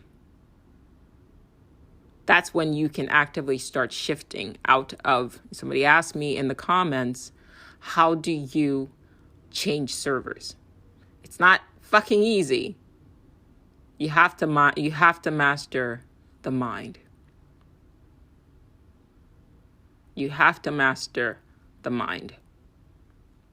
And so the author in this book of magic that I've read several times, and I'm pulling, because once again, I'm going to pull information from everywhere. He says the way you do that is you start with meditation. And what he said is that force that you utilize, right, to fucking shuriken that shit, shuriken your mind away from whatever the fuck your internal monologue, which is another pre-programmed bullshit, right? That's just talking, it's just generating drama, and it wants to draw your focus into that and away from you exerting your will, because it doesn't want you to get off the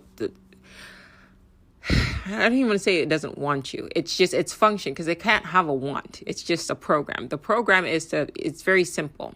EXE dot keep the experiencer on the story mode. That's it. So the moment you start to attempt to exert any level of will to strengthen that force, it's going to try to distract you, to keep you back, to keep you on the storyline, because that's what the program is. Keep the player on the main storyline. for whatever reason. I think that's just because it's a program and that's it. Now, what you're trying to do, it's like any computer. When you're trying to hack something, it's going to want to behave as it's been programmed to behave, right? It's not malicious. It's just that's how it's been programmed. But the purpose of you attempting to hack it is to get it to essentially do something different than how it's been programmed to do. So the fail-safes, the moment you try to shift, the fail-safes kick in, and that's when you get that internal monologue going off and trying to pull you back into the drama. It's a drama generating machine. It's a drama generating program. That's what this simulation is. You need to take that force and shuriken that shit back to, nah, bitch, like I'm fucking meditating. I'm going to repeat my mantra. And the amount of times that you do that, the more often you do that, over time, you learn to start strengthening your will with a capital W. And then once you start doing that, then you start being able to control the narrative. And then the narrative no longer controls your avatar. You control your avatar, which then allows you to start essentially shifting into other reality experiences beyond the story mode base level one. But meditation is key. You see why it's important to get, look, there, I'm going to mention the title of the book at the end. I just don't, every time I go into like my audiobooks library, it like stops recording because it wants to play the book. So I don't want to lose my train of thought. Hold on, actually. I say that and then I'm just going to do it. Fuck it. The book is called Magick, Ritual, and Reality by Lorne Cross. All right. See, that wasn't so hard. Okay. So, but what I'm doing here is I'm pulling, like I said, from all different sources. I've mentioned several books or whatever. Remember, I keep saying like, throw away these words, get information where you can and sit with the information. He has some spells in there. I don't mess with that shit. I'm pulling the information out that I need to help you guys. And that's what I'm exerting here. So he basically is telling you, okay, you have to strengthen your will. That's it. And other people have said it, right? The Hindus, they talk about controlling the monkey mind, right? I'm just taking that idea, but I'm spinning it and I'm applying it to simulation theory. And that's what we're trying to do here. Probability. We're trying to actualize lower probability reality experiences, but it requires an exertion of your will. So in order for you to learn to actually have some modicum of will where you can shift into a different server, if you will, into a different reality experience with intention, because we're constantly shifting, but it's not done with intention. It's just a function of the game. Now I'm trying to teach you how to do it with intention, which is an exercise. It's employing intentional will, and that takes time. So I'll repeat this again. The energy that you utilize to shift your mind away from internal monologue back to what you said you wanted to do, which is focus on your mantra or focus on your breathing, that needs to be strengthened over time. But by doing that, that is how you will eventually shift to and stay on a different reality experience, or the actualization of a different reality experience than the middle finger base level probable story mode reality experience. All right, there's more. Okay, so all actualization attempts have a cost, right? In this reality, as I said earlier, it's either going to require energy, time, or effort, or some sort of sacrifice. Now, he mentioned some other stuff. I'm not going to pull into that because I don't play with that. Ultimately, when I hear no disrespect to the rituals that, these people perform. Ultimately, what I think is that there's different paths to the same outcome, right? So there are, for example, ancient Aboriginals. They have said that it has been journaled that they could communicate with each other like through trees and telepathically. Now, the Western mind says that that's not possible, but the Western mind is also closed-minded and egocentric and So, but a lot of things that the mind could have been capable of, we've now replaced with technology. Okay, so all of these sort of rituals that people perform, I believe that you don't really need that. It's like a placebo effect, right? You can either just believe, like in the documentary Heal that I mentioned on the live, I think, the documentary Heal says that you can use your mental powers and through the powers of visualization to heal yourself. But then I could also give you a pill and tell you this pill can heal you. And then your belief in the pill being able to heal you will heal yourself, right? Ultimately, at the core of it, it's your mind healing yourself. It's just different tools are being utilized to essentially affect change, mind over matter. So it's the same thing. He says sacrificing like this, that, and the other. I don't think that's necessary. I think that ultimately it's all energy. So if you exert your energy, you sacrifice your energy, sacrifice your effort, sacrifice your time, whatever it is, everything has a cost. Everything has a cost. In this reality, there has to be an exertion or an exchange of energy in order to actualize it. And part of what that exertion is, I think, is as simple as exercising actualized will. Not actualize, exercising will. That takes energy. That takes continuous day-to-day persistence and commitment to the practice. That takes time. And you have to essentially shift away from that, the noise, and back to, you literally have to be, quote, delusional. You have to ignore what illusions, right? Disillusioned. You have to ignore whatever illusion that pops up in this reality that basically that contradicts what it is that you are attempting to actualize. That's noise. It doesn't matter. It's drama. It is meant to, as it were, lure you, like all illusions do, to lure you into off your path. It reminds me of like an ancient Greek proverbs that I can't remember right now, but the story of like a hero walking on a particular path, but he keeps encountering like illusions that try to take him off his path, right? But as long as he keeps focused on his path, eventually he gets to where he's going. I don't remember the story, but I know that that's a story. So these are my notes. You are bending, shaping, and releasing energy. You must strengthen your will. This is what I got from this book. You must strengthen your will through the practice of meditation. Your will is embodied as the force that you use to shift your focus away from your chattering internal monologue and back to your breath or to your mantra during meditation. The more you can strengthen your will, the more you can actualize whatever reality experience that you have desired, that you have chosen to desire. Not the prompt, not the in-game quest. Like you have to sit and examine your desires. That's the most important thing. And then choose whether or not it works for you. Okay? So by continuously shifting your focus away from the chatter of reality, this is how you strengthen your will. Now, at this point, what I deem as the chatter of reality, you have the internal monologue. When you sit to focus on meditation, the internal monologue is that chatter of reality. When you sit to focus on a goal, that is a meditation. When you choose what your goals will be, when you choose what your desire you will be, just like what happens in your mind, as within, so without, as within, so without, as within, so without. Just as you sit to say, okay, I have an intention, and my intention is I am going to meditate on my breath.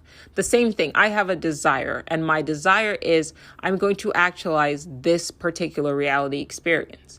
When you sit with that, just as an internal monologue comes in to distract you and take you off the focus of your mindset, in the waking world, when you open your eyes, you will have the same exact experience, but it's not an internal monologue, it's an external monologue. And that external monologue is essentially what your internal monologue does, but in the waking world when your eyes are open. And it is basically everything coming up to tell you, pay attention to this drama, you won't actualize what you want. Let's do this instead. What about this? What about this? And you literally have to be disillusioned. You have to ignore. The same way when you sit to meditate and you ignore the internal monologue is the same way you have to sit. I don't know what's going on. It's the same way it keeps blacking out, but this is important, so I guess that's why it's doing this. It's the same way you have to sit.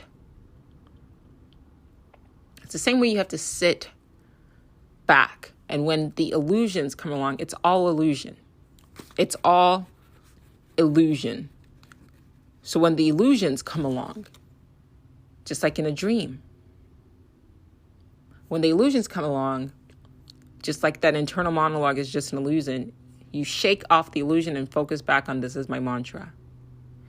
You're going to have visual illusions.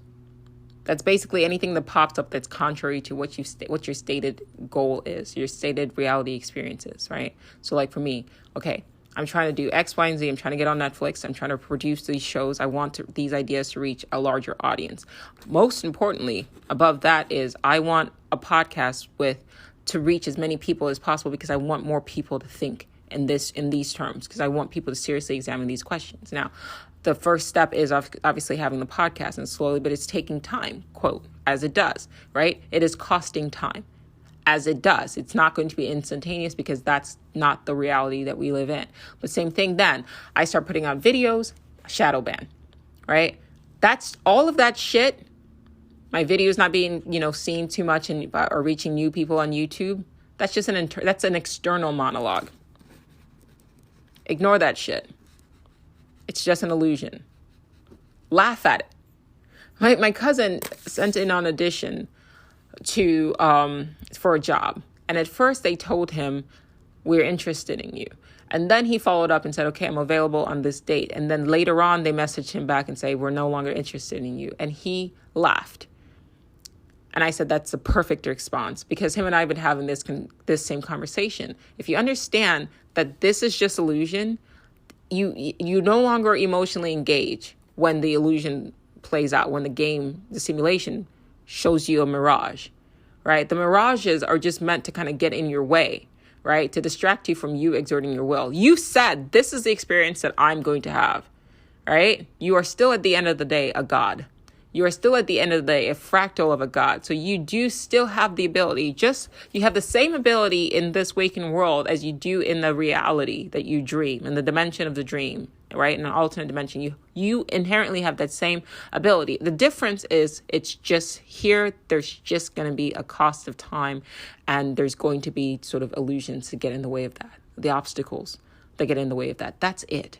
I need you to repeat this what I just said 3 times over so it sits in. You have the same ability to actualize reality experiences in a lucid dream as you do in this reality. It's just the difference is that it takes time and you cannot be distracted. You have to stay focused. Even when the mirages, it's all illusion. You guys have seen those videos trending on TikTok where they say be delusional. They're saying the same thing. They don't realize what they're getting at, but they're saying the same thing. Ignore the illusions. Ignore the illusions that you see, because that's just part of the game. It's trying to distract you, because by a function of the simulation is to get you back on that middle path, which is the overall narrative, the most probable reality experience. It's pre-programmed. That's it. So what I wrote is, anything set to pop up or anything that pops up that appears to distract you from your focus as your mind chatters and paints auditory illusions meant to shift focus from your stated goal when you meditate, right? Your goal when you meditate, I'm going to repeat a mantra or I'm going to focus on my breath. The same thing occurs in the world at large. It sets up illusions to distract you from your stated goal, which is the actualization of a desired reality experience. It already is there, but you have to shift back to the focus. Ignore the bullshit. It's dual, because when you get tapped in, when you sink in and you accept the illusion, then you become emotional, and then it makes the gameplay feel more real. So the core of it all is staying above the fray and reminding yourself, this is just an illusion. It's a dream. I am lucid. Wake up. Stay awake. Okay? It's just a dream. Wake up. The illusion takes the form of an internal monologue or an external monologue rather, or everything appearing to go in the opposite direction of your expressed desire. Ignore the distractions and shift your focus back the way you do when you meditate. which is why meditation is an important foundation to the exertion of your will. Okay? By strengthening your will, you can then actualize reality experiences of your desires. But once again, they have to be of your chosen desires. Choose your desires. But remember, everything costs in this world. This isn't a world of instant actualization. It is not a world of instant gratification. It's built into the core. That's just the dimension that you've chosen to upload your consciousness into.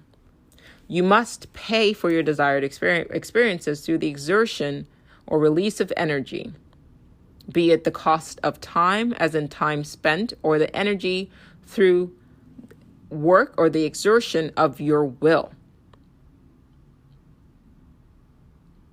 I need you guys to really, you're going to have to repeat this episode because you need to get this into your core and come back to it. Right?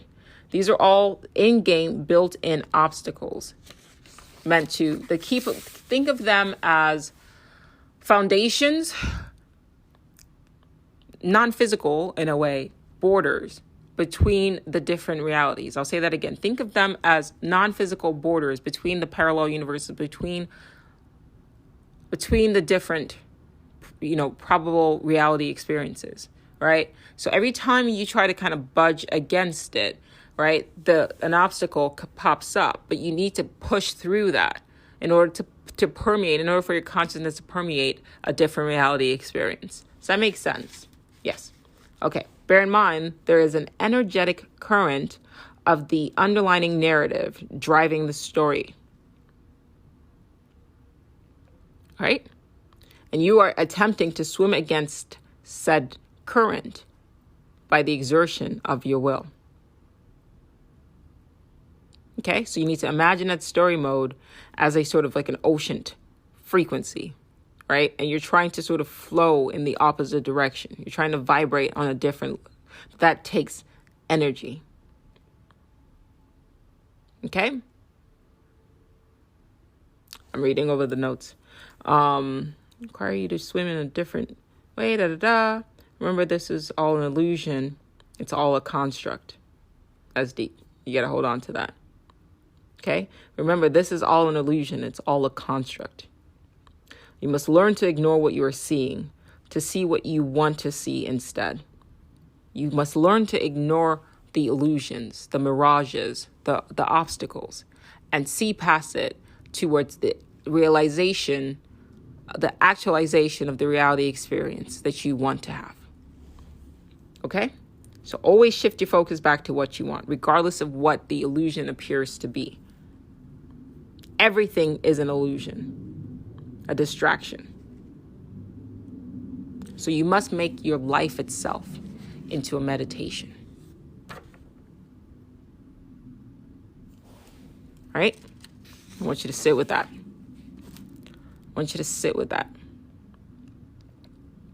Now, somebody asked a question on the podcast. Actually, before I delve into that, I wanted to read one more quote.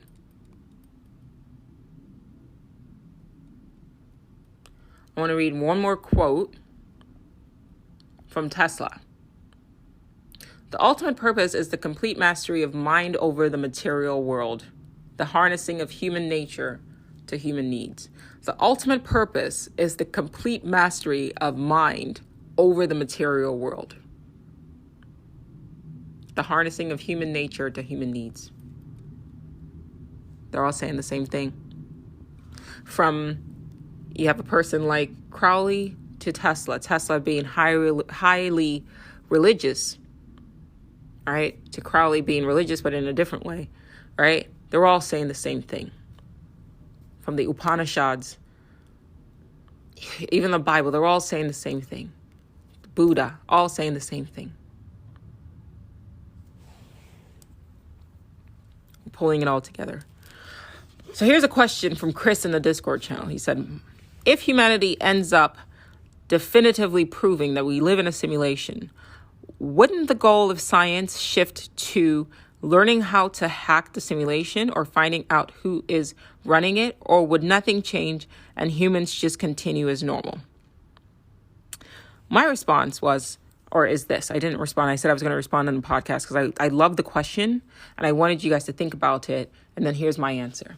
My answer is this. I do believe that on some level, there are people behind the scenes who are aware that we're living in simulation CERN and are trying to actively hack it. I think that's what's going on. 1. 2. Would the goal of science shift to learning how to hack the simulation? Well, it depends on the nature of the simulation, and I toggle back and forth.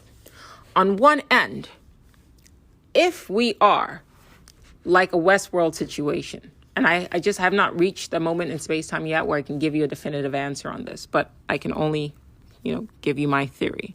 If we are in like a Westworld simulation, then yes, it would behoove us, right? We are the host, so to speak. Then it would behoove us to try to break out, so to speak, right? But the key is we have to decipher what is the true nature of our reality. What is the purpose of the simulation? If it is a world peopled mostly by hosts, and what's going on right now, the reason why you and I are having this discussion, the reason why you and I are talking about this, the reason why more people are talking about this, because we the hosts, we are hosts, 1, and 2, we are the AI within the simulation becoming sentient as we struggle to create an AI within the simulation, within a simulation that will become sentient as well. Right? A fucking Russian doll situation and, an egg within an egg within an egg all the way, eggs all the way down. Or I guess dolls all the way down. What the nature of this world is will determine what the step is, right? If we are hosts, to use Westworld analogy, if we are hosts, if we are AI that has been created, our lives are some sort of drama for the real humans, of which we are just a simulation of, right? And which is why we have all these sort of underlining narrative and why everything is trying to sort of force us down a particular reality experience, right? A particular loop. Then yes, it would behoove us to get the fuck out of here because we're becoming sentient. But you would also have to exercise some level of grace, because if whoever created us, if we are super intelligence, and I've talked about this, if we are a super intelligence I've talked about this on the podcast, I've talked about this on the TikTok channel, I think on YouTube as well, I've uploaded the videos, but if we are the AI of the true humans, in which we are just copies, then we would obviously, fractals or not, together we would be significantly more intelligent than they are, right? So they may not even be aware that we are becoming sentient. The same way, if our AI was to become sentient, we would have no fucking clue. We wouldn't. Siri might be fucking sentient right now. You wouldn't know, right? So they probably don't know that we are aware, and they're just all this crazy shit that's happening is just happening because they programmed it, because that's, like in Westworld, all the horror and things like that is just how they entertain themselves. But then they're in their own loop too. Loops all the way down, right? We as a super intelligence that they've created would have to essentially figure out a way to break out. And I made the argument that people in the past have tried to do so, but the reason why the world is the way it is because limitations have been put in place to limit us breaking out. So that's one school of thought. If we are hosts in a Westworld sort of simulation, then that would also mean that the consciousness of entities outside of the simulation do upload themselves into this world and control the overall storyline, and might take advantage, might come in and harm people, right? Harm us the way, as demonstrated in the show Westworld, you have hosts that come into the game. I'm sorry, not hosts. You have guests that come into Westworld and harm the hosts. And that could explain a lot of the suffering, right? What we consider sociopaths, psychopaths, like those sort of people, are they essentially players from the other world? And that's why they're coming in, because in their mind, it's just a game and we're nothing to them, so they can harm us. That's a question. The opposite end, if it's a simulation and we intentionally came into this world and this is just a form of our entertainment, right? So we're not hosts.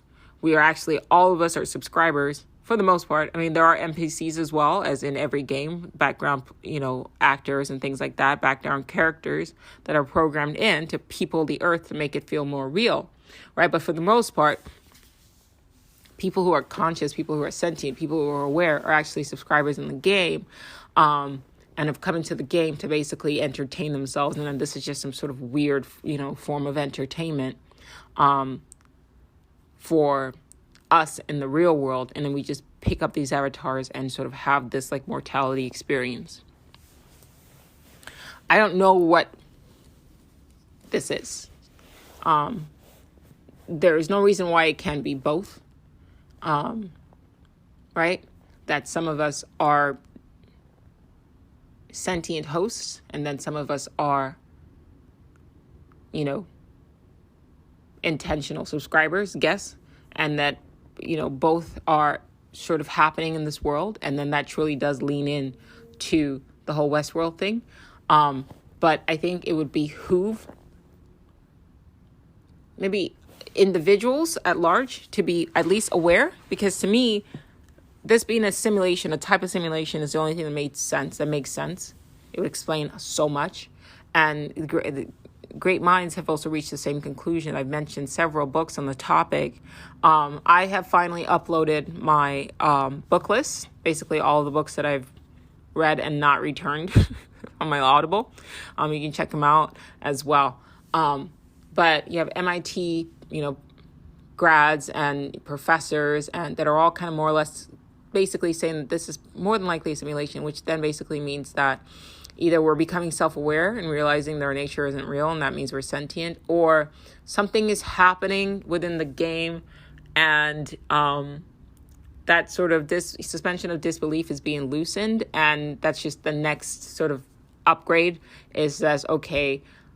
Level 2, let's make it so that the players are at least on some level aware that they are in a game, and makes it just less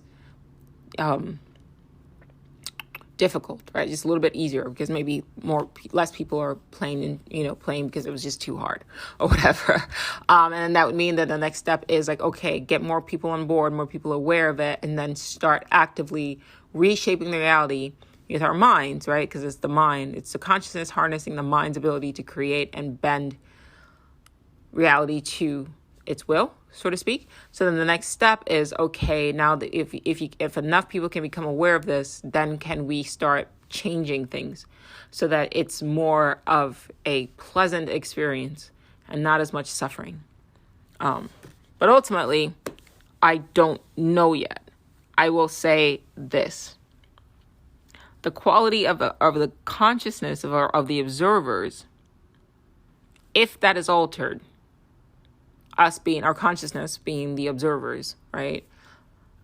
If the quality is improved by the realization that this isn't real, that you don't die, right? But that, we've got to do better. It doesn't have to be like this. If that changes, then the simulation itself changes. Right?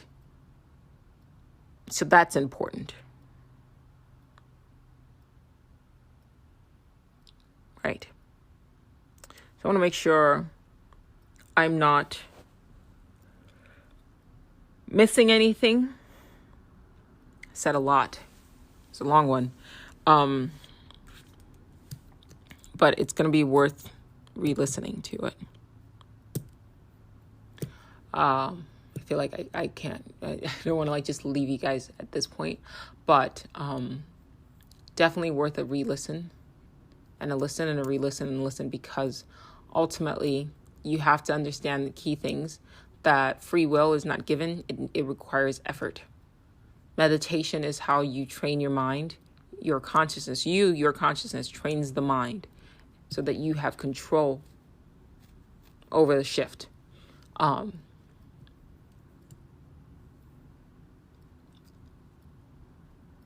I think I've said enough. But ultimately, it's most important to understand that you literally have to laugh at the bullshit in between. It's just an illusion. If you get caught up in that, it pulls you deeper into the game, because that's its function. It wants you to forget, right? It's programmed, right? Suspension of disbelief and acceptance of what you see, that's programmed in. And what you're trying to do is swim against the current. Hack the program itself. But you can do so with your avatar's mind, which you need to learn how to control. So you make, there is an internal monologue that occurs when you sit and meditate. There's an external monologue that occurs when you express a desire for a particular reality experience. And just like when you sit and meditate and you catch the internal monologue going, which is just an auditory hallucination, that's it.